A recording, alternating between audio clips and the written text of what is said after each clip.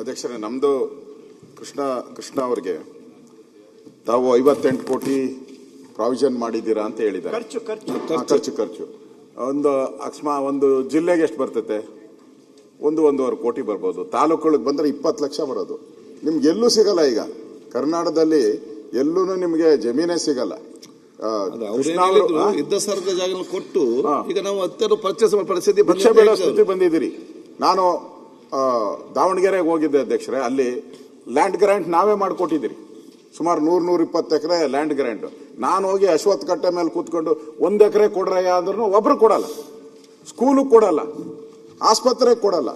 ಅದಕ್ಕೆ ನಾನು ಹೇಳೋವಂಥದ್ದು, ನಾನು ಅವಾಗ ಪ್ರಯತ್ನ ಮಾಡಿ ಎಲ್ಲ DC-ಗಳಿಗೂ ಹೇಳಿದ್ದೆ, ದಯವಿಟ್ಟು ಇನ್ಮೇಲೆ ಎಲ್ಲೇ ನೀವು ಲ್ಯಾಂಡ್ ಗ್ರಾಂಟ್ಗಳು ಮಾಡಿ, ಇನ್ನು 20-30 ವರ್ಷಕ್ಕೆ ಅಲ್ಲಿ ಸ್ಕೂಲು, ಅಂಗನವಾಡಿ, ಸ್ಮಶಾನ ಅದರ ಪ್ರಾವಿಷನ್ ಮಾಡದಾದ್ಮೇಲೆ ಕೊಡಬೇಕು ಅಂತ ಸ್ಟ್ರಿಕ್ಟ್ ಆರ್ಡರ್ ಮಾಡಿ.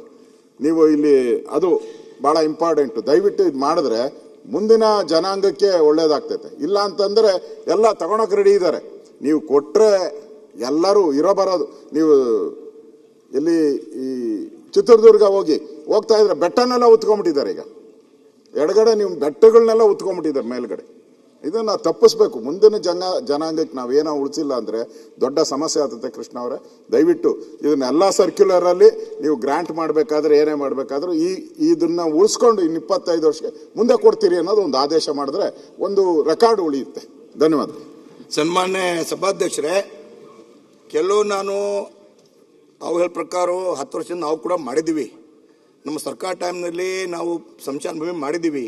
ಸಂಚಾನ ಭೂಮಿಗೆ ಹೋಗ್ಲಿಕ್ಕೆ ರಸ್ತಾ ಎಲ್ಲ ಮಾಡಿದ್ದೀವಿ. ಆದರೆ ಕೆಲವು ಊರು ಬಾಕಿ ಇದೆ. ತಾಂಡಾಗೆ ರೆವೆನ್ಯೂ ಆಗಿದೆ. ರೆವೆನ್ಯೂ ತಾಂಡಾಗೆ ಬಿ ಸಂಚಾನ ಭೂಮಿ ಇಲ್ಲ. ಆಮೇಲೆ ನಮ್ಮದು ವಿನಂತಿ ಇದೆ, ನಮ್ಮ ಜಿಲ್ಲೆಯಲ್ಲಿ ಬಹಳ ತಾಂಡ ಇದೆ, ಜಾಸ್ತಿ ಇದೆ. ಬೀದರ್ ಜಿಲ್ಲೆಯಲ್ಲಿ, ಅವರ ತಾಲೂಕಿನಲ್ಲಿ ಒಂದು 30 ತಾಂಡಾಗೆ ರೆವೆನ್ಯೂ ಮಾಡಿದಿರಿ. ನಮ್ಮ 157 ತಾಂಡ ಇದೆ. 157 ತಾಂಡ. ಬಾಕಿ ತಾಂಡ ಸರ್ವೆ ಮಾಡಿ ರೆವೆನ್ಯೂ ಮಾಡಬೇಕು. ಏನು ಮಾನದಂಡ ಇದೆ ತಾವು ಮಾಡಬೇಕು, ವಿನಂತಿ ಇದೆ. ಆಮೇಲೆ ಫ್ಯೂಚರ್ನಲ್ಲಿ ಸಂಶಾನ ಭೂಮಿ ಬೇಕೇ ಬೇಕು. ಸನ್ಮಾನ ಸಚಿವರೇ, ನಮ್ಮ 2 ಊರವ, ಲಿಂಗಿ, ಗಣೇಶ್ಪುರ್. ಒಂದು ಎಲ್ಲಿ ಬಾಜು ಅವರು ಜಾಗ ಕೊಟ್ಟಿಲ್ಲ.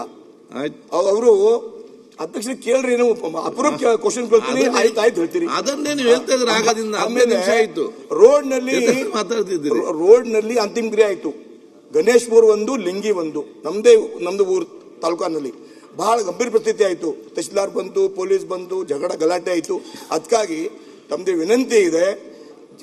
ನಾನು 10 ವರ್ಷದಿಂದ ಮಾಡಿದೀವಿ. ನಾವೇ 4 ವರ್ಷ ದೇವರ ಕೃಪೆಯಿಂದ. ಬಟ್ ಕೆಲವು ಜನ ಜಾಗ ಕೊಡ್ತಾ ಇಲ್ಲ. ವ್ಯಾಲ್ಯೂಯೇಷನ್ ಜಾಸ್ತಿ ಆಗಿದೆ. ಅದಕ್ಕಾಗಿ ಸರ್ಕಾರಕ್ಕೆ ವಿನಂತಿ ಇದೆ, ವ್ಯಾಲ್ಯೂಯೇಷನ್ ತಾವು ಜಾಸ್ತಿ ಮಾಡ್ರಿ. ಆಮೇಲೆ ಪ್ರತಿ ಊರಿಗೆ ಸಂಶಾನ ಬೇಕು. ಫ್ಯೂಚರ್ ನಲ್ಲಿ ಏನ್ ಮಾಡ್ತೀರಿ? ಬಹಳ ಗಂಭೀರ ಪ್ರಶ್ನೆ ಇದೆ.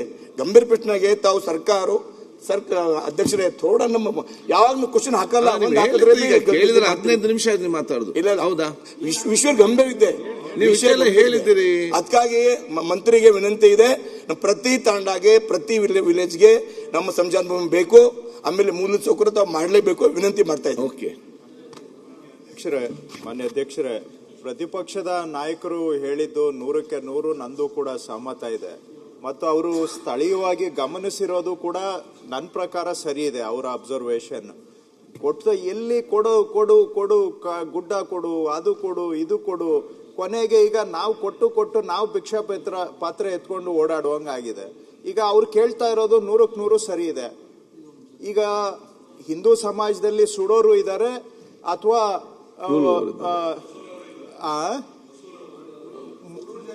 ಉಳುವವರು ಇದ್ದಾರೆ. ಈಗ ಬೆಂಗಳೂರು ಸುತ್ತಮುತ್ತ ಯಾರು ಉಳ್ತಿದ್ರು ಅವರು ಕೂಡ ಅನಿವಾರ್ಯ ಜಾಗದ ಕೊರತೆಯಿಂದ ಈಗ ಸುಡೋ ಪದ್ಧತಿಗೆ ಬಂದಿದ್ದಾರೆ. ಆದ್ರೆ 2 ಅಲ್ಪಸಂಖ್ಯಾತ ಸಮುದಾಯದಲ್ಲಿ ಸುಡೋದಕ್ಕೆ ಅವಕಾಶ ಇಲ್ಲ. ಅವ್ರಿಗೆ ಭೂಮಿ ಕೊಡ್ಲೇಬೇಕು ನಾವು. ಆದ್ರೆ ಈ ಕೊಟ್ಟು ಅವರೆಲ್ಲ ಸಿಟ್ಟಾಗಿದ್ದಾರೆ. ಈಗ ಭೂಮಿ ಕೊಡ್ತಾ ಇಲ್ಲ ನಮ್ಗೆ ಅಂತ ಬಹಳ ಸಿಟ್ಟು ನಮ್ಮ ಮೇಲೆ. ಈ ಕೊಟ್ಟು ನಾವು ಭೂಮಿ ಇಲ್ಲ ಅಂತ ಹೇಳಿದ್ರೆ ಕೇಳೋದಿಲ್ಲ ಯಾರು. ಎಲ್ಲಿವರೆಗೂ ಕೊಡೋದು? ಗುಡ್ಡನೂ ಕೊಡು, ಅದು ಕೊಡು, ಇದು ಕೊಡು. ಈ ರೀತಿ ಆದ್ರೆ ಅವ್ರು ಹೇಳಿದ್ದು ಸರಿ ಇದೆ. ಸ್ವಲ್ಪ ನಾವು ಶಾಲೆ, ಸ್ಮಶಾನ ಇಂಥ ಸೌಲಭ್ಯಗಳಿಗೆ ನಾಳೆ ಭವಿಷ್ಯದ, ಈಗ ಹಳ್ಳಿಯಲ್ಲೂ ಕೂಡ ಅಧ್ಯಕ್ಷರೇ ಹುಡುಗರಿದ್ದಾರೆ, ಯೂತ್ಸ್ ಇದ್ದಾರೆ, ಅವ್ರಿಗೊಂದು ಆಟದ ಮೈದಾನ ಕೇಳ್ತಾರೆ. ಎಲ್ಲಿಂದ ಕೊಡ್ತೀರಿ? ಅವ್ರಿಗೆ ಕೊಡ್ಬೇಕಾ ಬೇಡವಾ? ಹಳ್ಳಿಯಲ್ಲಿದ್ದಾರೆ ಅಂತೇಳಿ ನಗರದ ಯಾವುದು ಸೌಲಭ್ಯ ಸಿಗಬಾರ್ದ?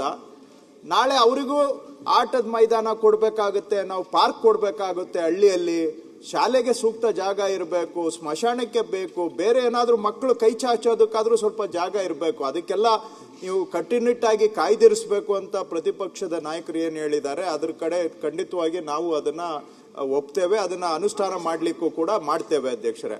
ಇನ್ನ ಮಾನ್ಯ ಶಾಸಕರು ಹೇಳಿದ್ದು, ಅವರು ನಾನು ಗುರುತಿಸಿದಾಗೆ 9 ವಸತಿ ಪ್ರದೇಶಕ್ಕೆ ಇಲ್ಲ ಅಂತ ವರದಿ ಬಂದಿದೆ.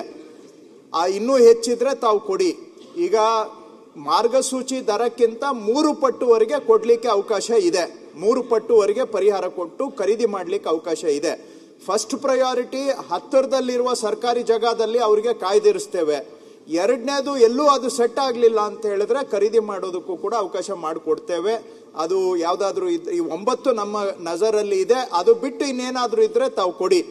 ಮೂರನೇದು, ಅವರು ತಾಂಡಗಳು ಕಂದಾಯ ಗ್ರಾಮ ಆಗಿಲ್ಲ ಅಂತ ಹೇಳ್ತಾರೆ. ಅದು ನಿಜವಾಗಿ ನನಗೂ ಬೇಸರದ ಸಂಗತಿ. ಇಷ್ಟೆಲ್ಲ ನಾವು ಪ್ರಯತ್ನ ಮಾಡಿ ಇನ್ನೂ ಹಾಗೆ ಉಳಿದಿದ್ದಾವೆ ಅಂದ್ರೆ ಅದು ನಾನು ಏನು ಹೇಳಬೇಕು, ನನಗೆ ಬೇಸರ ಆಗುತ್ತೆ. ಈಗಲೂ ನಾನು ಇವತ್ತು ಅದನ್ನು ಪಟ್ಟಿ ಕೊಡಿ, ಯಾವುದು ಗ್ರಾಮ ಆಗಿಲ್ಲ ಅಂತ ದಯವಿಟ್ಟು ಅದು ಪಟ್ಟಿ ಕೊಡಿ. ನನಗೆ ಪಟ್ಟಿ ಕೊಡಿ ಯಾವ್ದು ಆಗಿಲ್ಲ ಅಂತೇಳಿ. ಅದು ಆ ರೀತಿ ಆಗದೆ ಹೋಗಿದ್ರೆ ನಿಜವಾಗ್ಲೂ ಅದು ನಮ್ಮ ವೈಫಲ್ಯ ಆಗುತ್ತೆ. ಅದನ್ನ ನಾವು ಒಪ್ಕೊಳ್ಬೇಕು. ಇಷ್ಟೆಲ್ಲ ಪ್ರಯತ್ನ ಮಾಡಿ ಇನ್ನೂ ತಾಂಡಗಳು ಕಂದಾಯ ಗ್ರಾಮ ಮಾಡಿಲ್ಲ, ಪ್ರಸ್ತಾವನೆ ಬಂದಿಲ್ಲ ಅಂತ ಹೇಳಿದ್ರೆ ನಿಜವಾಗೂ ಬೇಸರದ ಸಂಗತಿ. ಅದನ್ನ ನೋಡೋಣ, ಈಗ ಸರಿಪಡಿಸ್ಲಿಕ್ಕೆ ಅವಕಾಶ ಆಗುತ್ತೋ ಇಲ್ವೋ. ಬಟ್ ಅಟ್ಲೀಸ್ಟ್ ಪಟ್ಟಿ ಆದ್ರೂ ಕೂಡ ನಾನು ಅಧಿಕಾರಿಗಳಿಂದ ವಿವರಣೆ ತಗೊಳ್ತೇವೆ. ಸನ್ಮಾನ್ಯ ಅಧ್ಯಕ್ಷರೇ, ತಾವು 100% ಮಾಡ್ತೀರಿ ನಮ್ಮ ಭರವಸೆ ಇದೆ. ಆಮೇಲೆ ಜಮೀನು ಕೂಡ ಅತಿಕ್ರಮಣ ಆಗ್ತಾ ಇದೆ. ಈ ಬಿ ನಮ್ಮ ಕ್ವಶನ್ ಇದೆ. ಜಮೀನು ಅತಿಕ್ರಮಣ ಆಗ್ತಾ ಇದೆ, ತಾವು ನೋಡ್ಬೇಕು. ತಾವು ಹೇಳಿದ್ರೆ ವಿಲ್ ಮಾತಾಡಿದ್ರು, ಅತಿಕ್ರಮಣ ಜಾಸ್ತಿ ಆಗ್ತಾ ಇದೆ. ನಮ್ಮ ಜಾನುವಾರು ಹತ್ರ ನಮ್ಮ ಗೋಮಾಲ ಜಮೀನು ಕೂಡ ಅತಿಕ್ರಮಣ ಆಗ್ತಾ ಇದೆ. ತಾವು ಕಂಟ್ರೋಲ್ ಮಾಡಬೇಕು ಅಷ್ಟೇ. ಬಸವರಾಜ್ ಮುತ್ತಿಮೋಡ್, ಸಂಗಮೇಶ್, ಮಂಜುವೆ. ಸನ್ಮಾನ್ಯ ಅಧ್ಯಕ್ಷರೇ,